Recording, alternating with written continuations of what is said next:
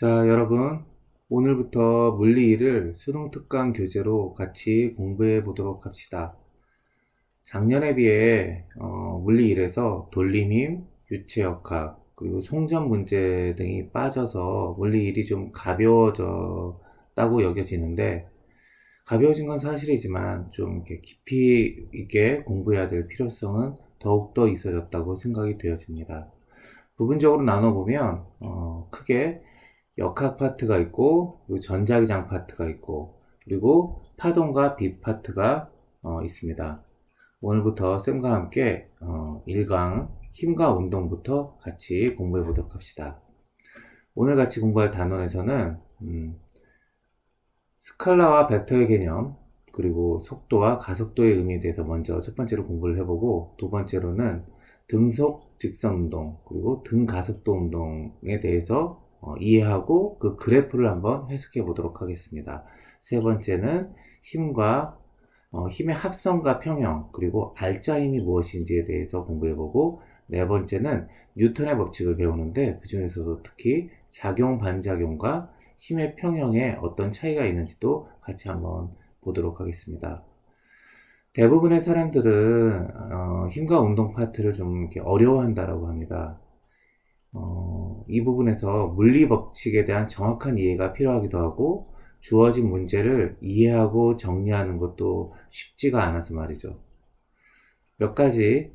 그래서 이 문제에 대해서 몇 가지 제안을 좀 하고자 합니다. 첫 번째, 구하고자 하는 대상을 정확히 인식하고 그 대상 중심으로 그림을 그려보도록 합시다. 그리고 그 그림으로 식을 찾도록 하면 아마 문제를 푸는 시작이 되어질 겁니다. 두 번째, 운동의 그래프를 잘 해석할 수 있어야 될 것 같아요. 특히 대부분의 문제는 속도와 시간의 그래프를 그려서 해석하면 아마 해석이 되어질 겁니다. 자, 세 번째, 대충 알고 있던 우리가 이제 오늘 같이 공부를 하면 아마 내가 물리법칙을 이해했다라고 생각할 수도 있을 텐데, 아마 우리가 알고 있는 것이 아마 대충 알고 있던 물리법칙이 되어질 수도 있을 것 같아요. 대충 알고 있던 물리법칙을 문제를 통해서 정확히 이해한다고 생각을 해야 될 필요성이 좀 있어요. 그러면서 왜 나는 물리법칙을 이렇게 공부를 했는데, 그리고 문제를 풀었는데 왜 이거를 나는 정확하게 이해하지 못하고 있었지? 이렇게 스스로 생각하면서 좌절하고 때려치지 않았으면 좋겠습니다. 자, 그러니까 우리가 공부했던 내용이 문제를 통해서 조금 더 명확히 되는 시간을 거쳐야 제대로 이해하는 거라고 이야기할 수 있을 것 같아요. 자, 그럼 우리 한번 공부를 시작해 보도록 합시다. 자, 1강 힘과 운동. 여러 가지 운동, 그리고 운동의 표현 이렇게 나와 있습니다. 자, 그래서 첫 번째 우리가 물리에서 말을 하고 있는 부분인데, 운동이라는 부분을 우리가 일상적으로 생각하는 운동과는 좀 다르게 물리에서 정의해서 이야기하는 바가 있습니다. 같이 한번 읽어볼까요? 물체의 위치가 시간에 따라 변하는 것을 운동이라고 한다. 우리가 물리를 공부할 때 있어서 앞으로도 많은 용어들을 새롭게 정의해서 이야기를 해줄 터인데, 우리가 그 용어의 정의를 정확히 좀 잘 인식하는 것이 물리 공부하는데 많은 도움을 줄 거라고 생각이 됩니다. 그래서 운동이라는 걸 다시 한번 볼게요. 물체의 위치가 시간에 따라 변하는 그것을 운동이라고 합니다. 이 위치의 변화에 대한 것을 조금 더 이야기하기 위해서 우리 또 다른 두 가지 물리량을 이야기할 텐데, 하나는 이동거리, 하나는 변이. 이 두 가지 개념을 지금 같이 한번 다시 또 표현을 보도록 합시다. 이동거리는 물체가 이동한 경로의 길이, 그리고 크기만 있고 방향이 없는 물리량이다. 즉 어떤 거죠? 지금 밑에 있는 과학 돋보기에 한 친구가 서쪽에 있는 P점에서 동쪽을 거쳐서 다시 Q점으로 가고 있죠. 그러니까 이 친구의 이동 거리는 서쪽에서 동쪽까지 20m를 가고, 동쪽에서 다시 Q점까지 10m를 갔으니 30m가 되어진다는 거예요. 그리고 변이는 어떻죠? 자, 변이는 처음 위치에서 나중 위치까지의 위치 변화량으로 크기와 방향이 있는 물리량이다 라고 표현되어져 있어요. 그래서 여기서 본다면 지금 이 친구는 어디 있죠? P점에 있죠. B점에서 Q점으로 갔죠? 그러니까 이 친구는 P점에서 Q점으로 간 이 거리, 이 거리만큼만 변이 양이 되어진다는 거죠. 어떻게요?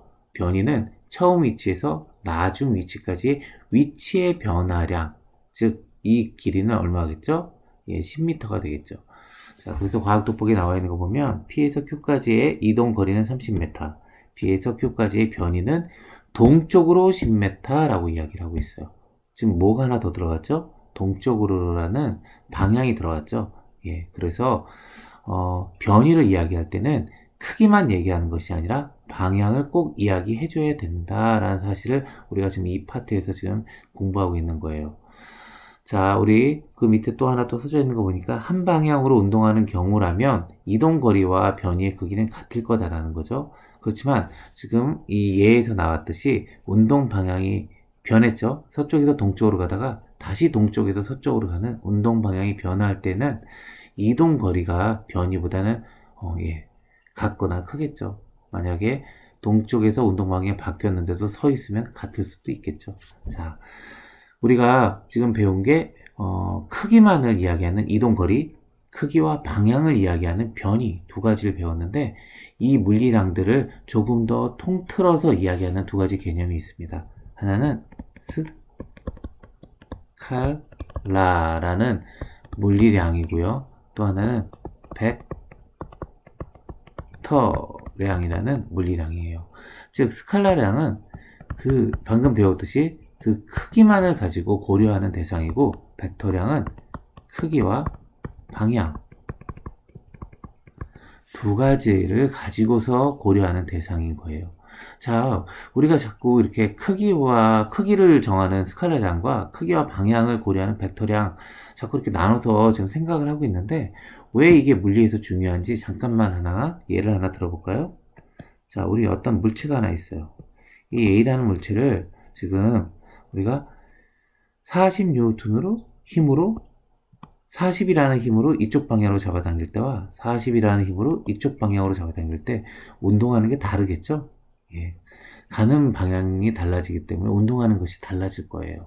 그렇기 때문에 어떤 물리량은 방향이 매우 중요하구나. 그래서 그 물리량을 이야기할 때는 벡터량으로 이야기해야 되겠구나 라는 사실들을 알 수 있어요. 자, 우리가 그래서 먼저 첫 번째로는 운동에 대해서 배우고 또 이동거리와 변이, 스칼라량과 벡터량에 대해서 공부를 했어요. 자, 다음 우리가 또 하나 이미 알고 있지만 물리에서 조금 더 확실하게 좀 잘 표현하고 정의해야 될 부분들이 또 있는 게 속력과 속도, 이 두 가지 개념이에요. 자, 속력은 단위 시간, 그러니까 걸린 시간분의 이동 거리를 말해요. 즉 속력은 어떤 양이죠? 스칼라량인 거죠. 그리고 속도는 어떤 양이죠? 예, 벡터량이에요. 걸린 시간분의 변이를 말하고 있어요. 즉 속도에서는 속력의 크기, 그러니까 물체의 빠르기와 운동 방향을 둘 다 고려해야 된다는 거죠. 자, 그래서 이 책에 나와 있는 거는 평균 속력은 전체 이동 거리를 걸린 시간으로 나눈 값이다. 속도에 대한 평균 속도의 크기는 전체 변이 크기를 걸린 시간으로 나눈 값이다. 자, 우리가 이런 개념들이 써져 있는데 이거는 문제를 통해서 조금 더 아마 인식할 수 있게 되어질 것 같아요. 자, 옆에 또 그 밑에 보니까 과학 돋보기에 속력과 속도에 대해서 나와 있는데 자, 우리 이 그림을 보면서 방금 위에 나왔던 내용을 한번 좀 이해해 볼까요? 그림은 일직선상에서 운동하는 물체의 위치를 시간에 따라 나타낸 것이다. 0초부터 4초까지의 물체의 이동거리. 0초부터 4초까지 물체의 이동거리는 어떻죠? 예. 먼저 3초까지 3m를 갔다가 다시 3초에서 4초로 가면서 1m를 반대 방향으로 갔죠? 그래서 4m의 이동거리가 될 테고, 변이의 크기를 볼까요? 변이의 크기는 위치의 변화잖아요. 그러니까 어때요? 4초 때는 처음에 출발이 0m였지만 나중에 2m였으니 전체의 변이의 크기는 2m인 거죠. 그러니 0초부터 4초까지의 물체의 평균 속력은 4초분의 4m, 1m/s가 될 테고 평균 속도의 크기는 4초분의 2m, 0.5m/s가 되어질 거예요. 즉 어떻게 됐죠? 속력의 크기와 속도의 크기는 달라졌죠? 운동에 따라서. 자, 우리가 그런 내용들을 보고 있어요. 자, 5번. 자, 가속도. 단위 시간 1초 동안의 속도 변화량을 가속도라고 한다. 자, 우리가 속도하고 가속도에 대해서 또 좀 정확히 한번 좀 보죠. 자, 우리가 속도와 속력은 어떤 거죠? 예. 어떤 운동이 시간에 따라서 얼마만큼 이동을 하느냐에 대한 관점인 거였죠. 자, 그럼 가속도는 뭐죠? 가속도는 속도를 더하게 하거나 속도를 줄이게 하거나 그 두 가지를 다 통틀어서 그러니까 가속의 의미에는 감속의 의미가 포함되어져 있겠죠. 가속은 그래서 어떤 거죠? 걸린 시간분의 속도의 변화량이에요. 즉 속도가 얼마만큼 변화했는지 어떻게요? 걸린 시간 기준하에 지금 이 부분이 가속도예요. 그러니까 가속도는 어떻게 걸린 시간분의 나중 속도 빼기 처음 속도로 구한다라는 것이 표현되어져 있어요. 자, 우리 가속도의 방향과 속력에 대해서 또 나와 있는데 물체가 직선상에서 운동할 때 가속도의 방향이 운동 방향과 같으면 속력이 증가하겠죠. 가속도의 방향이 운동 방향과 반대라면 속력은 감소할 거예요.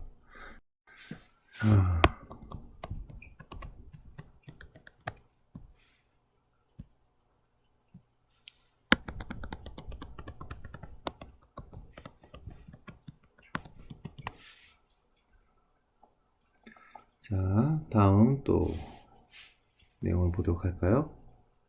자, 다음 내용을 보니까 운동의 분류 그래서 누구를 이야기하고 있는 거 아니? 등속 직선 운동과 또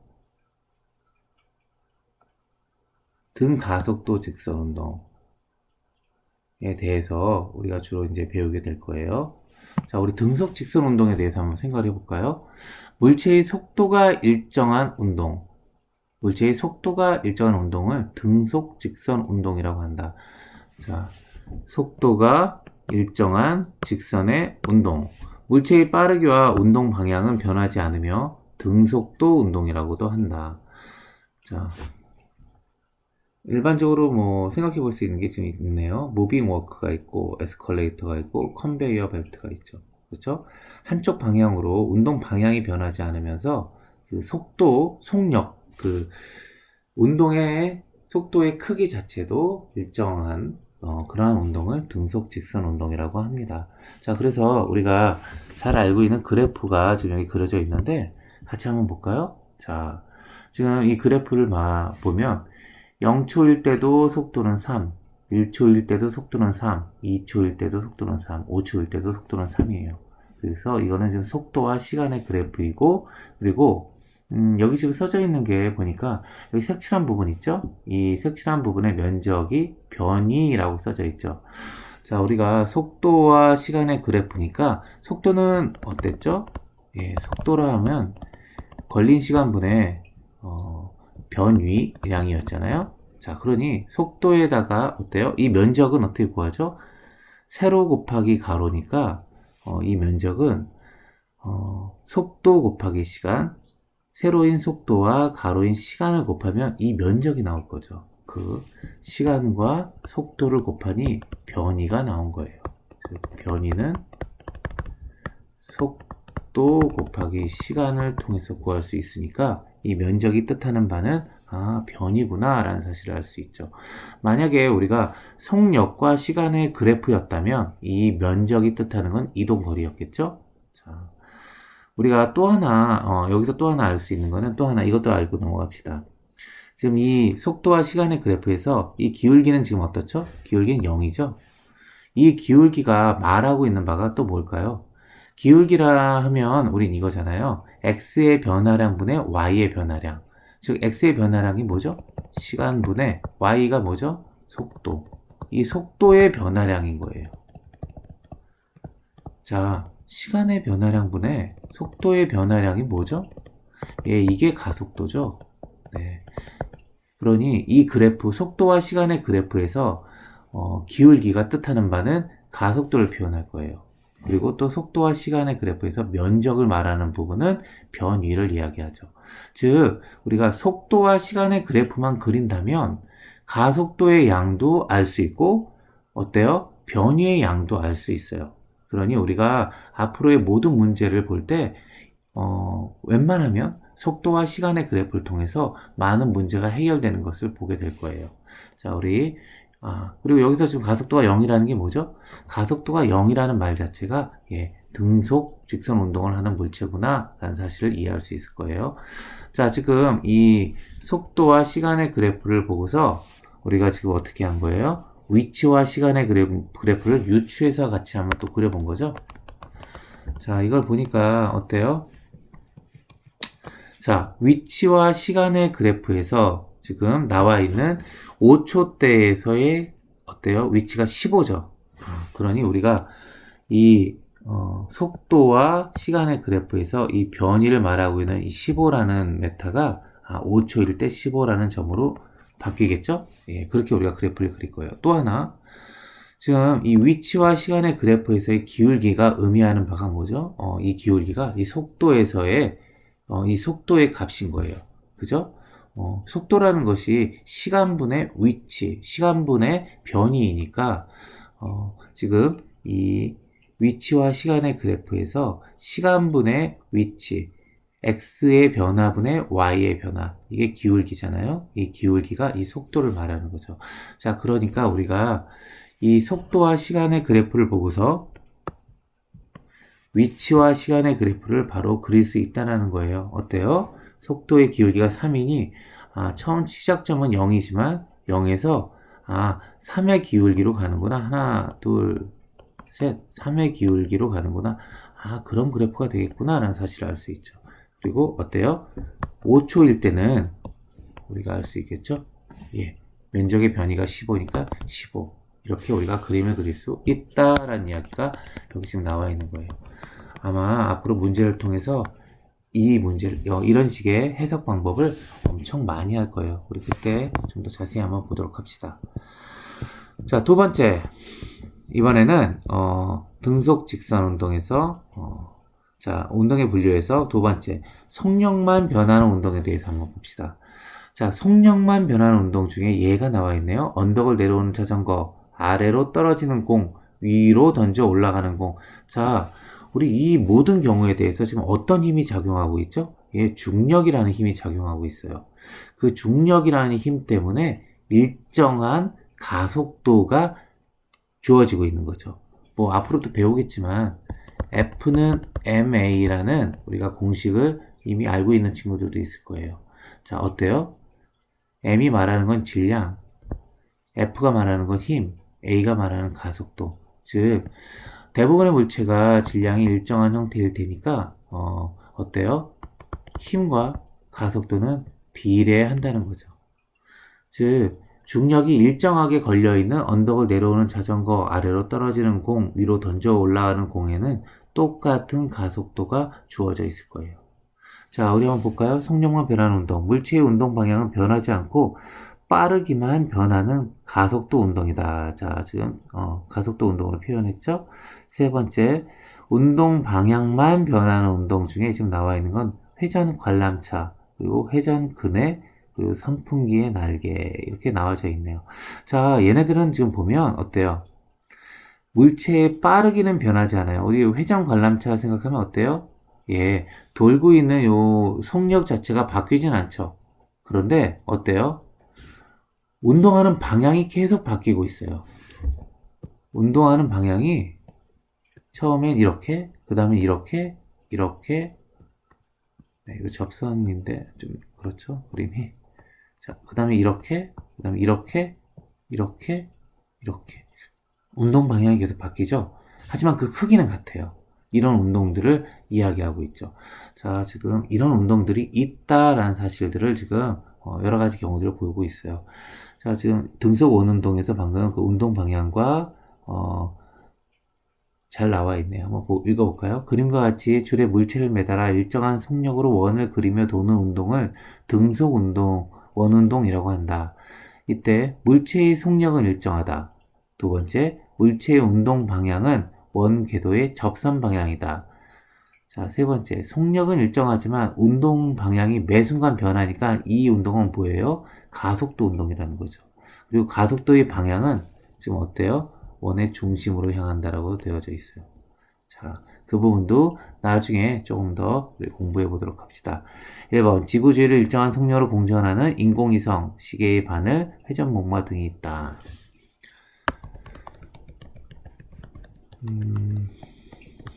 지금 잠깐 볼까요?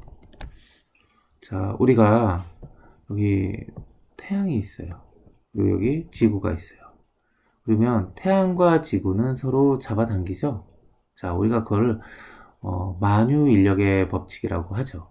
자, 만유인력의 법칙으로 두 물체는 질량을 가지고 있는 물체는 서로 끌어당긴다는 만유인력의 법칙이 있어요. 자, 그래서 서로 잡아당기고 있어요. 서로 잡아당기고 있죠. 그러면서 또 이렇게 원운동을 하고 있어요.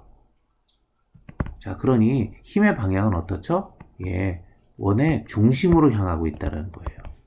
지금 그 내용을 지금 말한 거예요. 가속도의 방향은 원의 중심을 향하는 방향이다. 우리 아까 배웠던 것처럼 힘과 가속도는 서로 비례하는 관계이기 때문에 가속도의 방향은 힘의 방향을 따라갈 거예요. 그 힘이 어때요? 예, 중심으로 향하고 있기 때문에 우리는 가속도의 방향은 원의 중심을 향하는 방향이다 라고 할 수 있어요. 자, 우리가 이 부분에 대한 것도 좀 더 자세히는 나중에 한번 보도록 합시다. 자, 네 번째, 속력과 운동 방향이 모두 변하는 운동하고 나와 있네요. 속력과 운동 방향이 모두 변하는 운동에는 어떤 것들이 있나 봅시다. 바이킹이 있네요. 그리고 비스듬히 던진 공. 자, 비스듬히 던진 공을 한번 볼까요? 자, 공이 이렇게 날아가겠네요. 운동 방향이 어때요? 바뀌네요. 그죠? 그리고 얘네들은 어때요? 속도가 어떨까요? 네, 속도도 바뀔 거예요. 그리고 바이킹을 우리가 예를 들어서 생각해 보면, 바이킹 우리, 그쵸, 높은 점에서는 빨리 떨어지다가, 네, 그쵸, 낮은 점에서는 좀 천천히 가는 그러한 바이킹의 속도의 변화도 있었죠. 이런 운동도 있더라. 속력과 운동 방향이 모두 변하는 운동이 있다라는 것을 봤어요. 또 많은 예들이 있지만 많은 예들은 한번 읽어보도록 하세요. 자, 우리가 등속 직선 운동에 대해서 여러 가지를 지금 보고 있어요. 자, 그리고 이제 3번 등가속도 직선 운동에 대해서 한번 보도록 합시다. 자, 기울기가 일정한 빗면을 따라 내려가는 물체의 운동과 같이 직선상에서 속도가 일정하게 변하는 운동으로 가속도가 일정한 직선 운동이다. 자, 그러니까 우리가 가속도 운동 중에서도 특별한 녀석 하나를 배우는 거죠. 등가속도 직선 운동이라는 특별한 녀석을 배우는 거예요. 자, 얘한테는 지금 어떻죠? 가속도가 일정해요. 그리고 기울기가 일정한 빗면을 따라 내려가는 물체의 운동과 같이, 우리가 이건 예니까 직선상에서 속도가 일정하게 변하는 운동. 이상적인 상태로 우리가 만약에 자동차가 마찰력이 전혀 없는 상태로 우리가 엑셀을 쫙 밟았다. 엑셀을 밟아서 똑같은 엑셀을 그러니까 밟았는데 더 세게도 더 약하게도 밟은 게 아니라 정확히 딱 밟고 가만히 있으면 그럼 점점점 속도가 빨라지겠죠. 그러한 상황을 지금 이야기하고 있어요. 자, 여기서 우리가 속도와 시간의 관계 한번 볼까요? 처음 속도를 우리가 v0라고 한다면 나중 속도는 v, 걸린 시간을 t라고 한다면 속도의 변화량은 어떻게 되겠죠? v 빼기 v0. 예, 그렇겠죠. 속도의 변화니까. 그러면 가속도를 우리는 이렇게 쓸 수 있어요. a는 t분의 v 빼기 v0. 그쵸? 예, 정의 그대로 쓴 거예요. 자, 그렇다면 우리가 이 식을 풀어서 쓴다면 어떻게 쓰죠? v는 v0 더하기 at 이렇게 쓸 수 있다는 거죠. 이게 속도와 어때요? 속도와 시간 간의 관계식인 거죠. 두 번째, 변위와 시간의 관계에 대해서 한번 볼까요? 변위와 시간의 관계. 자, 속도와 시간 그래프에서 그래프가 시간축과 이루는 면적의 변위를 말해요. 자, 그러니 우리 이걸 이해하기 위해서 그림을 한번 그려볼까요? 자, 이쪽 V로 그리고 속도고요. 이쪽은 시간의 그래프예요. X축은 시간, Y축은 속도. 자, 우리가 지금 운동 이해하고 있는 운동은 V는 V0 더하기 AT의 운동이에요. 자, 처음 속도가 어디죠? 그러니까 V0. 시간에 따라 변할 거예요. 기울기는 A를 가지고서 시간에 따라 변해요. 그리고 나중 속도가 V인 거죠. 지금 우리가 이 운동을 말하고 있는 거예요. 자, 이 운동에서 우리가 면적이 뭘 의미했죠? 예, 면적은 변이를 이야기했죠. 그러면 우리가 이 면적을 구할 수 있을까요? 예, 구할 수 있어요. 이 사각형의 면적은 어떻게 되죠? 먼저 네, V0t. 이 삼각형의 면적은 어떻게 되겠죠? 예, 삼각형의 면적은 자, 먼저 요 높이 차이겠죠. 자, 요 차이가 얼마죠? V 빼기 V0. 그죠? V 빼기 V0. 그리고 자, 요 x축의 길이가 t. 그죠? 이거를 어떻게 한 거예요?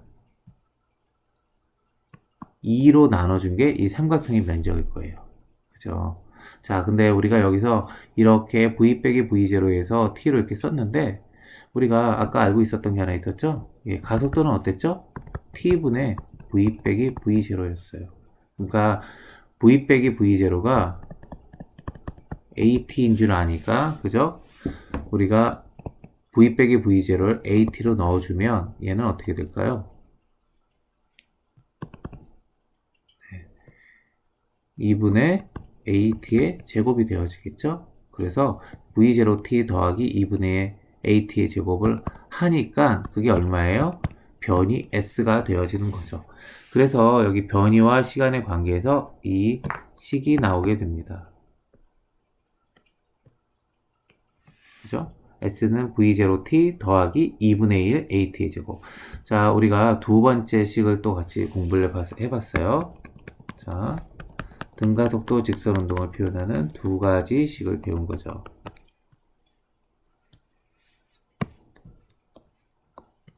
자, 세 번째 식이 하나 더 있는데 이번엔 속도와 변이의 관계예요.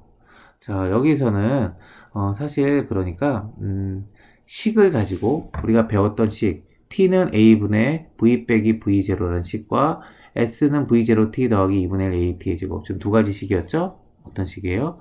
결론적으로 이 말이에요. 나중 속도는 처음 속도 더하기 가속도의 시간을 곱한 것이 나중 속도이다. 라는 첫 번째 식과 두 번째 식. 변이는 처음 속도의 시간을 곱한 양과 나중 속도 시간을 더한 양과 가속에 의해서 생겨진 변이량을 더한 값이 총 변이량이다. 지금 이 두 가지 식을 대표적으로 배운 거예요. 이 두 가지 식을 짬뽕해서 섞어서 만들어진 식이 지금 세 번째 식이죠.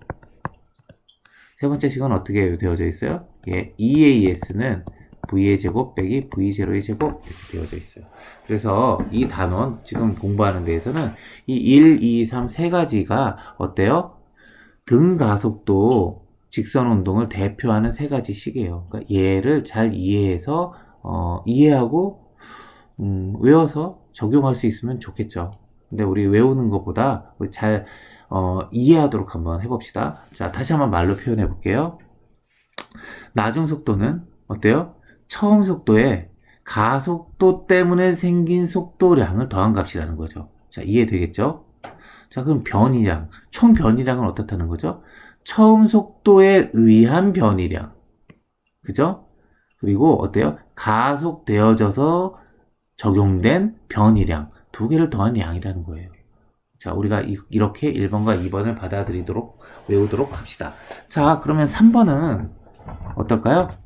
사실 3번은 1번과 2번을 짬뽕한 거기 때문에 사실 뭐 외우지 않더라도 시간이 걸린다면 풀 수는 있겠죠. 하지만 3번을 같이 알아두면 모든 문제를 빨리 풀 수 있을 거예요.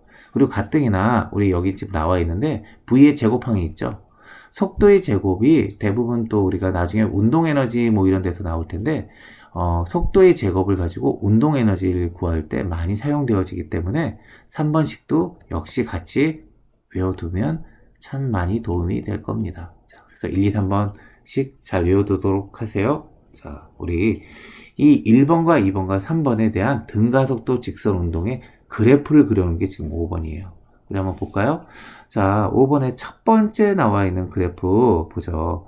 자, 어때요? 가속도가 일정한, 지금 우리가 배우고 있는 게 등가속도 직선 운동이니 어때요? 가속도는 일정해요. 그리고 이 면적이 말하는 바가 뭐죠? 면적이 말하는 바가 속도의 변화예요. 속도의 변화량. 자, 두 번째 그래프. 자, 아까 쌤하고 같이 그려봤던 그래프죠? 이 두 번째 그래프, 속도와 시간의 그래프를 그리면 사실은 가속도 시간의 그래프의 정보와 변이와 시간의 그래프의 변이와 시간의 그래프의 정보도 많은 양이 들어와 있기 때문에 대부분의 문제가 이 속도와 시간의 그래프를 그린다면 아마 해결될 거라고 생각이 돼요. 자, 여기서 나오는 게 뭐죠? 기울기가 말하는 게 가속도. 그리고 요 밑에 면적이 말하는 게 뭐죠? t일 때의 변이량. 그죠? 그러면 뭐 여기는 어떻겠죠? 여기 면적은 여기부터 여기까지의 면적은 네. 그쵸? 2분의 1 t일 때의 면적 변이량이 되어지겠죠. 여하튼 그런 내용들이 나와 있습니다. 자, 그리고 아까 쌤이 설명한 것처럼 이 부분이 v0t를 말하고 이 삼각형이 2분의 1 at의 제곱을 말한다는 것이 표현되어져 있네요. 자, 우리 이거 탐구 자료는 이거에 대한 내용 실험 같이 나와 있는 어떤 한 부분인데 다른 것보다 우리 이걸 보도록 합시다. 뭐 당연한 얘기긴 하지만 시간을 측정하는 게 어때요? 0초일 때 위치, 0.2초일 때의 위치. 자, 어때요? 시간을 재는 포인트마다 위치 포인트가 하나씩 나와요. 자, 근데 속도는 어떻게 돼야 되겠죠? 그래요. 이 위치의 변화니까 두 개의 위치에서 하나의 데이터가 나오죠. 두 개의 위치에서 하나의 데이터. 그러니 어때요? 위치의 데이터가 하나, 둘, 셋, 넷, 다 7개라면 속도의 데이터는 하나, 둘, 셋, 넷, 다 6, 하나 줄어서 나타날 수밖에 없겠죠? 자, 속도 변화량은 가속도를 표현하기 위해서 나타난 양일 텐데 얘는 어때요? 5개의 데이터만 있을 거예요. 어때요? 속도의 변화니까. 자, 그래서 이렇게 데이터 하나씩 줄겠죠? 자, 우리가 여기로부터 속도의 변화량부터는 누구를 알아낼까요? 가속도를 알아내고, 자, 이 구간 속도를 통해서는 속도를 알아내겠죠. 자, 그렇게 해서 이제 그래프를 그릴 수 있다라는 것들이 나와 있으니까 한번 읽어보도록 하세요. 자, 우리 이제 힘에 대해서 좀 배워보도록 합시다.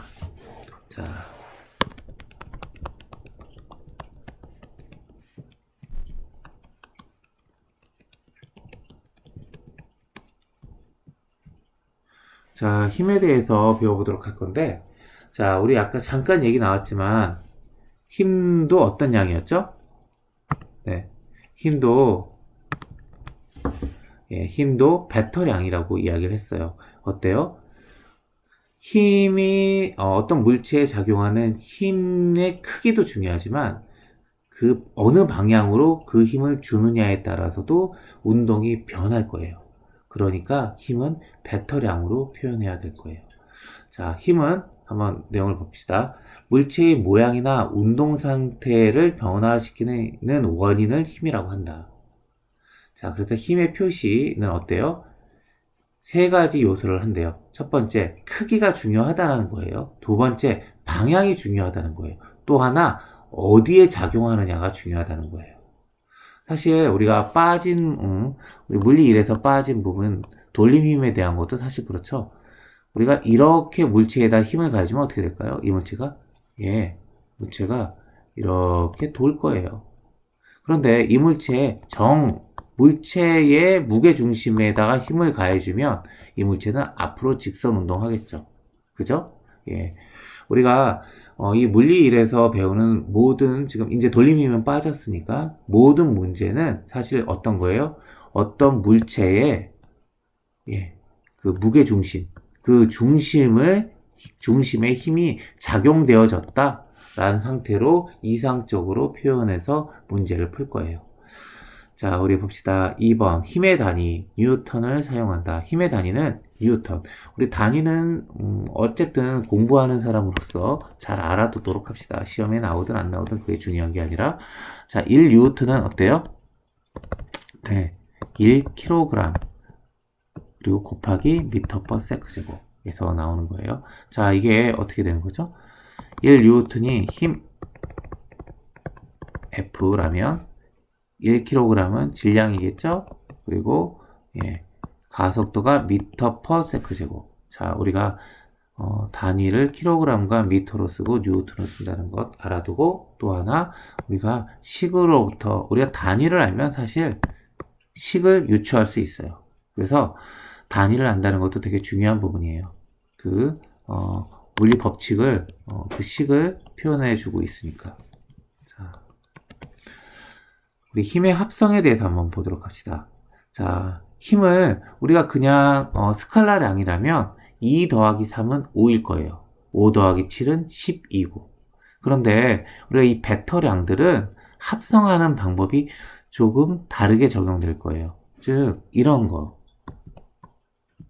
지금 여기 나와 있는 것부터 먼저 얘기를 해볼까요? 힘의 합성? 그림에 나와 있는 거. 같은 방향의 두 힘 F1과 F2가 작용하고 있어요. 그렇다면 어때요? 같은 방향으로 작용했으니 순수하게 그냥 F1 더하기 F2로 표현하면 될 거예요. 또 그리고 그 옆에 거 반대 방향의 두 힘. 얘는 어때요? 같은 직선상에 있죠? 그렇지만 방향이 반대네요. 그러니 어때요? F1 빼기 F2로 해주면 될 거라는 거예요. 그런데 우리가 이런 경우 한번 생각해 봅시다. 여기 A라는 물체를 3뉴턴으로 잡아당기고 4뉴턴으로 할까요?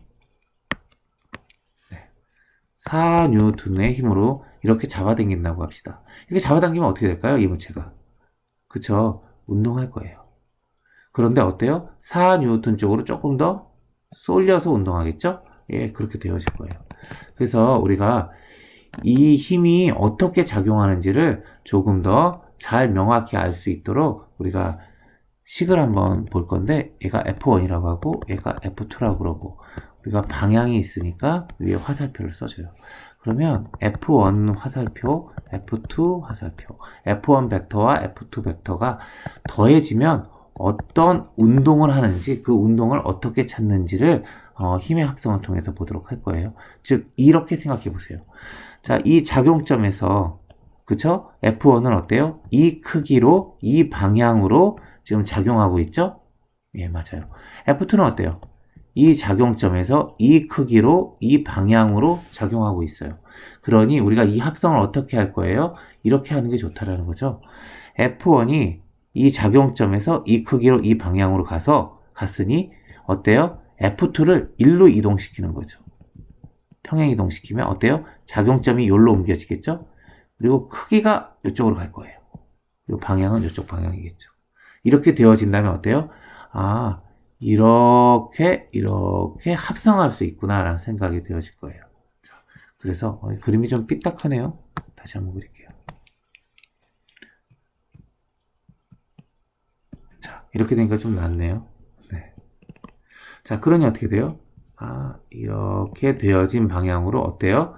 힘 F3가 가해졌구나 라고 우리가 최종적으로 알 수 있는 거예요. 즉 어떻게 해요? 벡터의 합은 어떻게 한다고요? 먼저 한 힘의 작용점과 크기와 그 방향을 그린 후 그 힘의 방향의 끝단에 두 번째 힘의 작용점을 옮겨서 그림을 그려서 처음 힘의 작용점으로부터 끝 힘의 방향까지 직선을 이어줘 방향을 잡아주면 그것이 최종적인 힘의 합성에 대한 합성을 구할 수 있다라는 문제예요. 자, 우리가 이렇게 힘의 합성을 구할 수 있어요.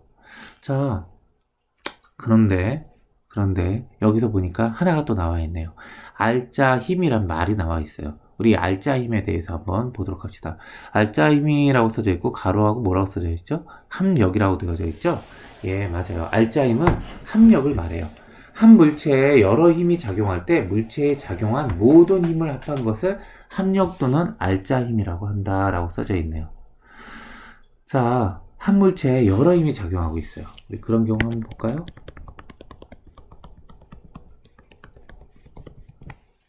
예를 들어 이런 물체가 있는데 이 힘, 이 힘, 이 힘, 이 힘 이렇게 힘이 작용하고 있단 말이에요.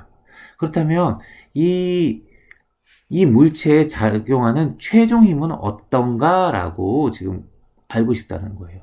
지금 이렇게 복잡하게 되어져 있는데 얘를 결론적으로는 옮겨서 보면 어떤 하나의 힘으로 가겠죠? 예, 그 힘을 한번 찾아보자는 거예요. 한번 해볼까요? 자, 먼저 하나씩 옮겨보죠. 얘를 기준으로 하나 옮겨보면 이렇게 가겠네요. 그죠? 그리고 또 얘를 여기로 옮겨주면 이렇게 갈 거예요. 거기다 얘를 옮겨주면 이렇게 가겠네요. 아, 그러니 어때요? 아, 요런 힘이 작용하고 있구나. 아, 최종적으로는 이렇게 합력이 작용하는구나. 라는 사실을 알 거예요. 지금 대충 그림을 그렸지만, 이거를, 정상적인 방법으로는, 잘, 이렇게, 평행 이동시켜서, 그 값의 이동 방향을 잡겠죠. 하지만, 여기서 이제 중요한 개념 하나만 이야기하도록 합시다. 우리가 어떤 문제를 풀 때, 우리가 이렇게 할 거예요. 자, 이 물체에 대해서 지금 이 힘들이 작용하고 있다라고 지금 표현되어져 있죠? 그렇다면 이 힘 말고 다른 힘은 없다라는 거예요. 그러면 이건 어때요? 예, 닫혀진 공간 안에서 이 힘만이 존재하는 거예요. 그리고 어때요? 이 닫혀진 공간 안에서 이 질량만 존재하는 거예요. 자, 이 시스템 하나 안에서 이 힘과 그러니까 총합과 총힘과 그리고 총줄량, 중량 이 두 가지만 가지고서 이 문제가 해석되어질 수 있다는 거예요. 우리가 이제 다음에서 배워질 어떤 여러 가지 용수철 문제라든가 다른 여러 가지 문제들에서 우리가 이러한 개념을 가지고서 문제를 접근하는 것들을 같이 한번 풀어보도록 합시다. 자, 지금은 대략적인 설명들을 하고 있습니다.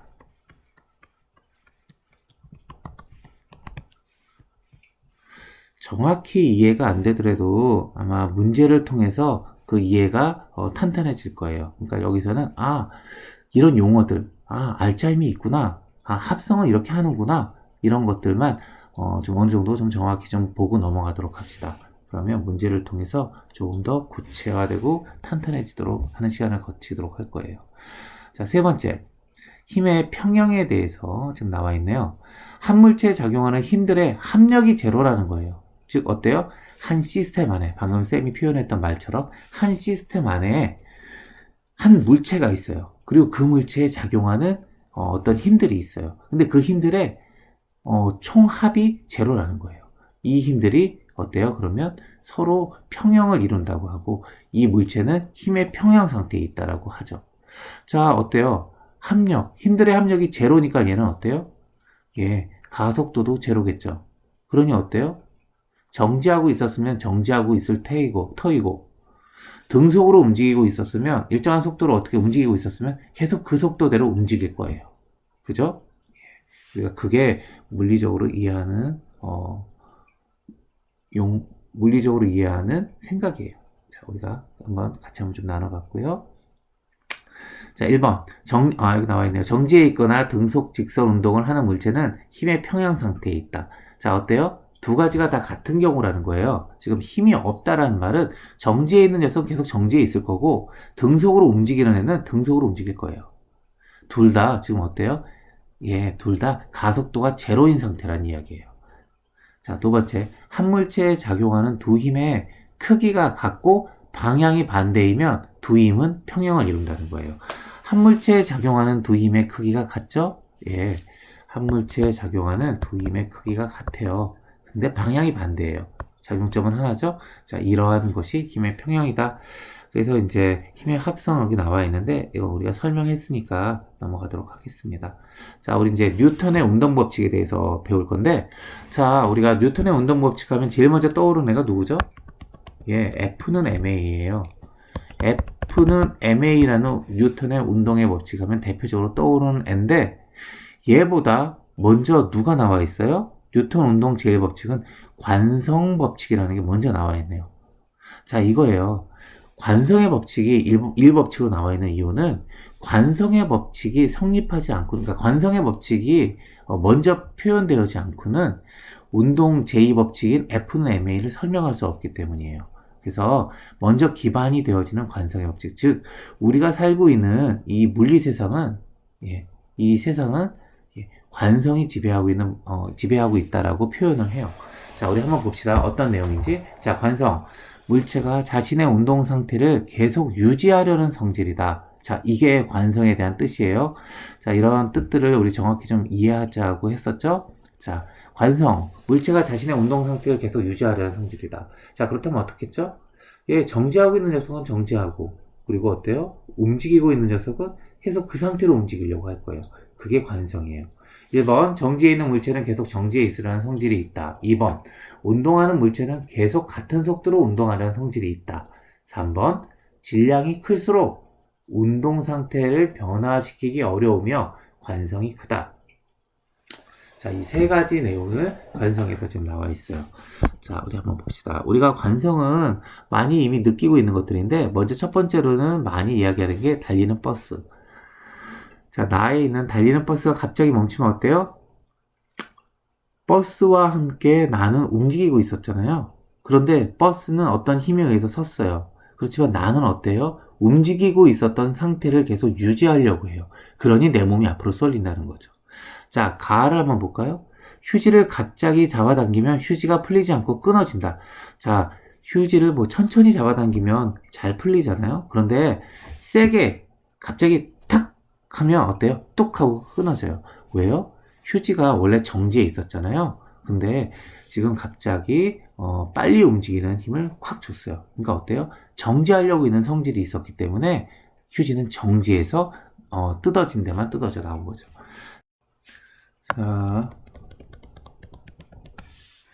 자, 망치의 자루를 바닥에 내려치면 망치 머리가 자루에 단단히 박힌다.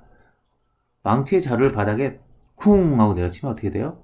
예, 자루는 멈춰지잖아요. 근데 어때요? 예, 망치의 머리는 같이 운동하고 있었죠? 그러니 더 깊숙이 들어가는 거죠. 네, 그죠? 동전이 올려진 종이를 재빠르게 탕 치면 어때요? 예, 정지해 있었던 동전은 지금 종이는 갑자기 움직여지지만 정지해 있었던 동전은 원래 정지하고 있었던 성질을 유지하려고 하니 어때요? 컵으로 떨어지죠. 자, 이런 거 말고도 우리 또 많이 나오는 예 중에 하나가 우리 먼지 털 때 옷이나 우리 이불 같은 거 이렇게 딱 널어놓고 먼지 털 때 어떻게 해요? 탁, 탁, 탁 치잖아요. 그럼 어때요? 힘을 줬으니 이불은 움직이죠. 하지만 먼지는 어때요? 예, 원래 그 정지하고 있었던 상태를 유지하려고 그러니까 그대로 자리에 있겠죠? 그러니까 어때요? 바닥으로 떨어지죠. 그러니까 우리가 먼지를 털 수 있어요. 자, 이런 것들이 관성에 의한 성질들이에요.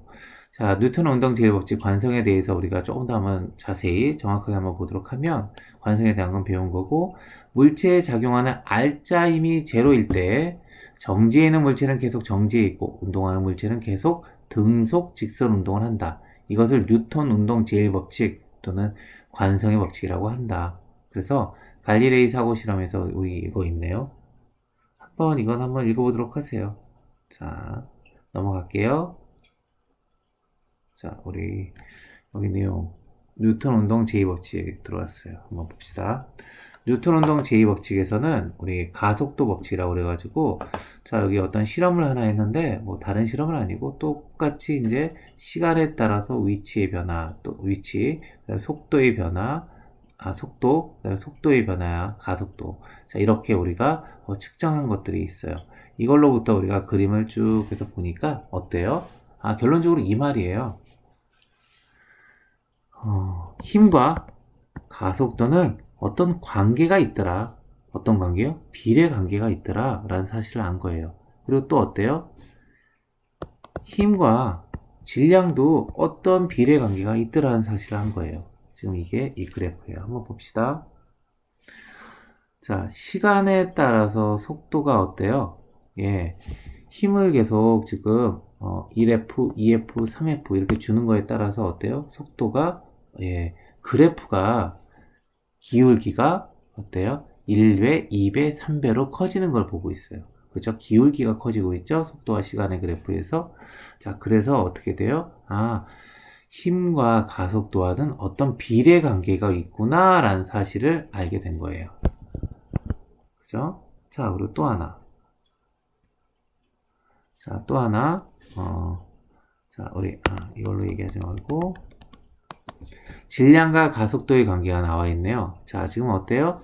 똑같은 관점으로 이번에는 어때요? 질량을 3M, 2M, 2M으로 측정을 해보니 어땠어요? 속도와 시간의 그래프를 보니까 가속도가 점점점 줄어들면서 바뀌더라는 거예요. 즉, 그래서 이 속도와 시간의 그래프를 가지고 가속도와 질량의 그래프를 유추해서 찾아보니 어때요? 예, 반비례 관계가 나오네요. 즉 어때요? 가속도와 질량은 어때요? 반비례 관계가 있구나 라는 사실을 알게 된 거예요. 그래서 이 두 가지를 가지고서 우리가 운동의 제2법칙을 이야기할 수 있게 되어진 거죠. 자, 뉴턴 운동의 제2법칙에 대한 설명인데 가속도는 작용하는 알짜 힘에 비례하고 질량에 반비례하는데 이를 뉴턴 운동 제2법칙 또는 가속도 법칙이라고 한다. 가속도의 방향은 작용하는 알짜 힘의 방향과 같다. 그래서 이제 여러 가지 경우에 대해서 이제 쭉 써져 있어요. 결론적으로는 즉 이 말입니다. F는 MA라는 거예요. 어때요? F가 일정하다면 M과 A는 어때요? 반비례 관계인 거죠. 그죠? 자, 또 하나, M이 일정하다면 F와 A는 어때요? 비례 관계라는 거예요. 지금 우리 그 두 가지 사실을 그림을 통해서 본 거고 식을 통해서 이해했어요. 자, 우리 봅시다. 운동방 정식 F는 MA에 적용. 그래서 지금 뭐가 나와 있죠? 여기 지금 여러 가지 애들이 나와 있는데 우리 이거에 대해서 좀 잠깐만 보고 넘어가도록 합시다.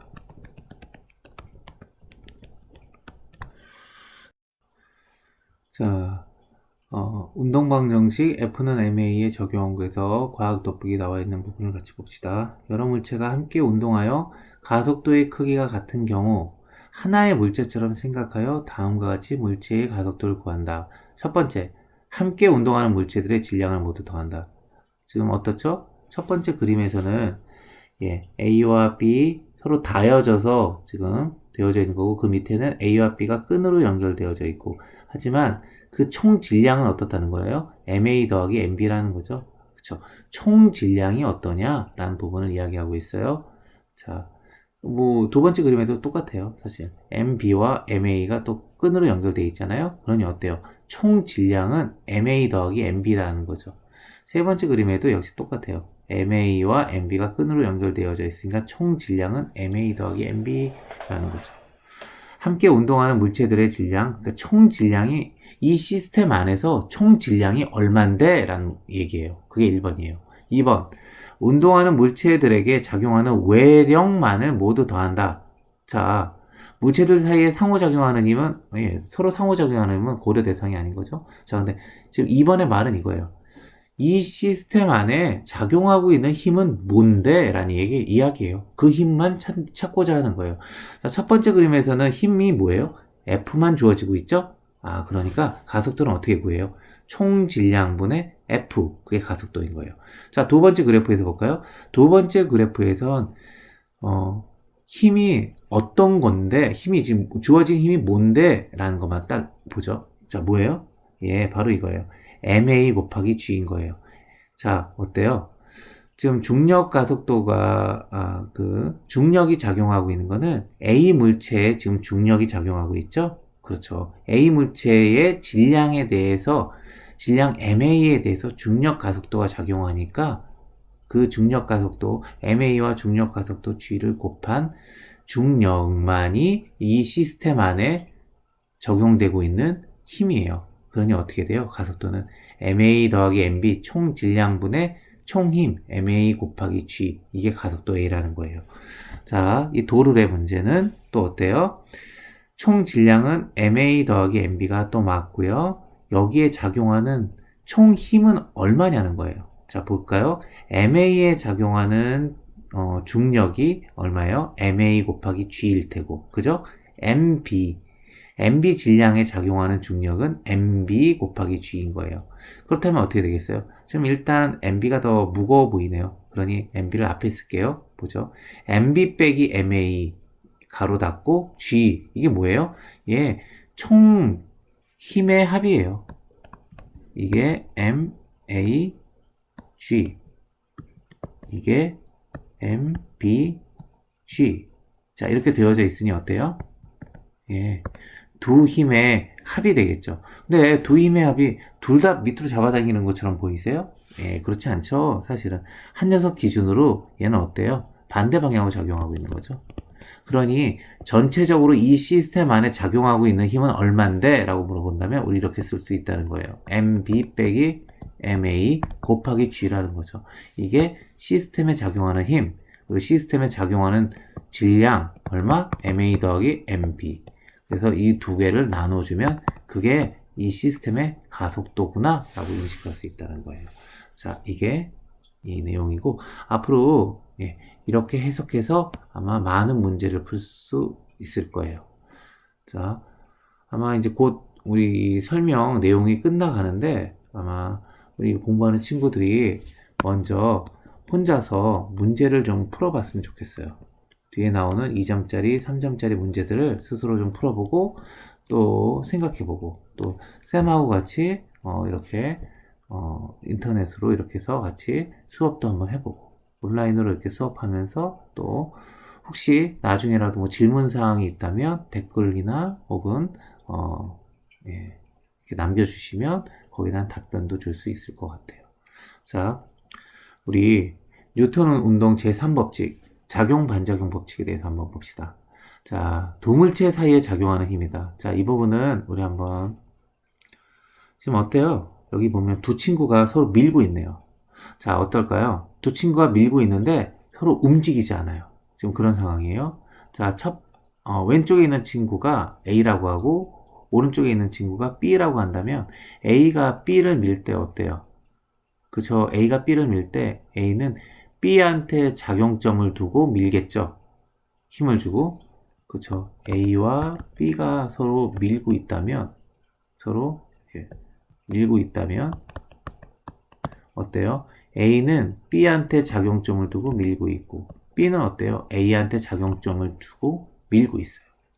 지금 그런 상태예요. 그런데 어때요? 서로 안 밀리고 있다는 거예요. 네. 자, 작용과 반작용에 대해서 한번 봅시다. 힘은 두 물체 사이의 상호작용으로 항상 쌍으로 작용한다.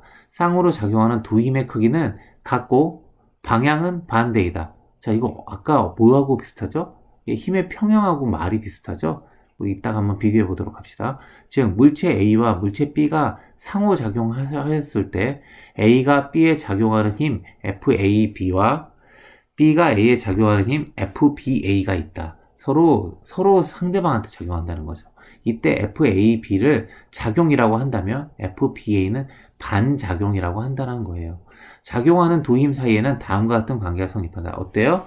두 힘 사이에는 FAB는 마이너스 FBA와 같다라고 좀 써져 있어요.